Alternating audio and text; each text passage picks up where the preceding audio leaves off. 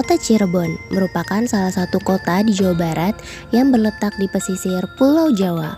Kota cantik ini menyajikan berbagai kuliner khas loh, salah satunya yaitu kuliner nasi jamblang. Ciri khas dari nasi jamblang ini yaitu pembungkus nasinya yang merupakan daun jati. Daun jati ini dipilih karena memiliki tekstur yang tidak mudah robek dan juga membantu nasi memiliki aroma, serta pori-pori daun jati yang membantu nasi agar tidak mudah basi loh. Nah, berikut profil bisnis nasi jamblang Mang Dul, Cirebon. Halo, nama saya Melisa. Di sini saya di bagian manajemen. Di sini juga saya tuh sebagai generasi ketiga, jadi cucunya langsung dari Pak Dul ya itu sendiri. Gitu. Nggak ada visi misi tertulis yang gimana ya sebenarnya, cuman kayak pengen ngejaga kuliner khas Cirebon. Terus pengen bisa dikenal di banyak orang juga, dan juga untuk melestarikan peninggalan kakek yang udah memperjuangkan nasi jamblang Maulidi sendiri. Jadi kayak untuk juga membuka lapangan pekerjaan untuk banyak orang, terus kesuksesan juga untuk banyak orang, terutama juga untuk keluarga besar yang kita semua kan ini dikelola oleh keluarga besar semua ya. Jadi untuk mempererat silaturahmi, paling kayak ke arah kesana sih intinya mah. Pegawai total di 35 orang, 10 sampai 15 orang. 15 orang itu di bagian di pusat, di resto pusat ini di Cipto. Sisanya itu di bagian dapur. Rumah produksi kita itu di Jamblangnya itu sendiri gitu. Jadi emang asli orang Jamblang. Yang asli orang Jamblang sebenarnya istrinya Padu Rajaknya. Jadi kita rumah produksinya di sana, terus bekerjanya juga ya orang-orang sekitar Jamblangnya itu sendiri. Jadi kita nggak buka peluang pekerjaan untuk mereka juga yang ada di sana.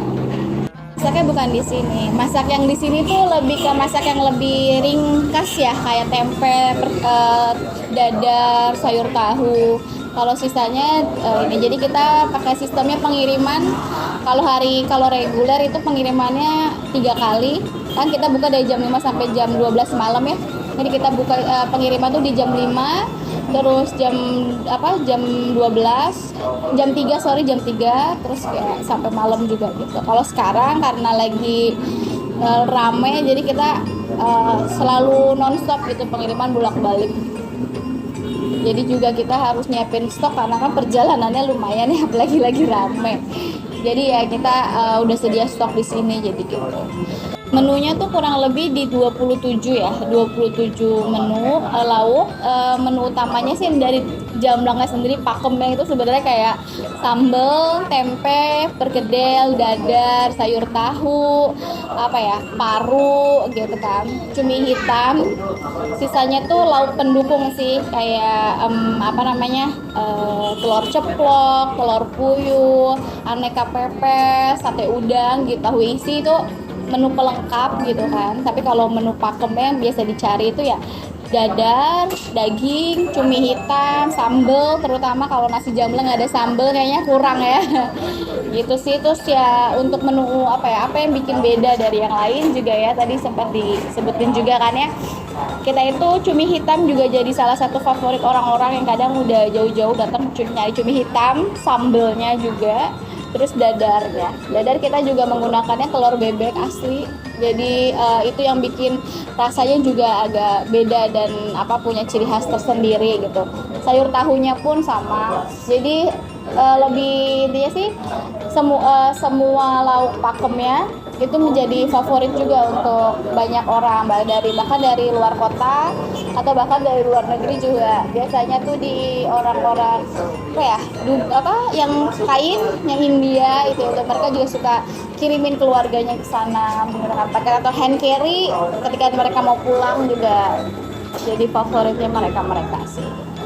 Kan dari tahun 1970 ya, awalnya itu ya jualannya nomaden gitu, keliling kayak kalian mungkin pernah lihat nasi jamblang keliling juga ya, itu awalnya kayak gitu. Mungkin kalau ada tempat shelter yang berhenti dulu, kan ini terminal ya, Geragen kan dulu terminal, jadi sempat di situ kaki lima, mungkin juga sama kayak kaki lima di depan Gerage awalnya. Terus geser-geser sempat di sini di depan ruko ini sendiri.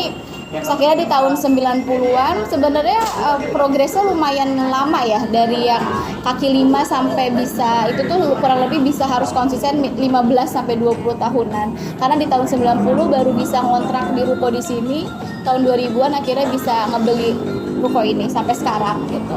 Sebelumnya emang kita ada di Grage, di Junction, di Jogja Baru, di rest area, cuman pengaruh pandemi juga kan. Jadi kita tetap fokusin di pusat dan mempertahankan yang di Rumah Sakit Mitra Plumbon di area food court-nya.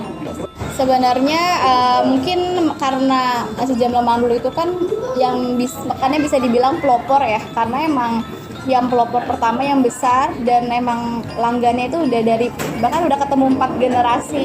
Jadi bahkan ada pelanggan yang kesini saat mereka waktu SD gitu kan, saat mereka kecil segala macam. Jadi dari mulut ke mulutnya, karena mereka bahkan kayak keluarga besar udah pernah makan di nasi jamblang mandul, bahkan mereka juga punya memori atau histori sendiri, bahkan sempat ketemu sama padu rajaknya ketika masih jualan kaki 5. Jadi itu suatu hal yang mungkin ngebekas juga ya di pelanggan. Terus kemudian dari kaminya juga konsisten untuk tetap menjalankan bisnis ini dengan menjaga kualitas rasa yang dipunya dari dulu gitu. Jadi lebih ke mulut ke mulut, terus mungkin histori yang mereka punya atau cerita yang mereka punya juga dari bahkan mungkin mereka tumbuh bareng dengan nasi jamblang mandul sih. Itu mungkin yang ngebedain kenapa sampai sekarang mungkin masih masih jaya atau gitulah, masih sukses, masih sustain ibaratnya kayak gitu.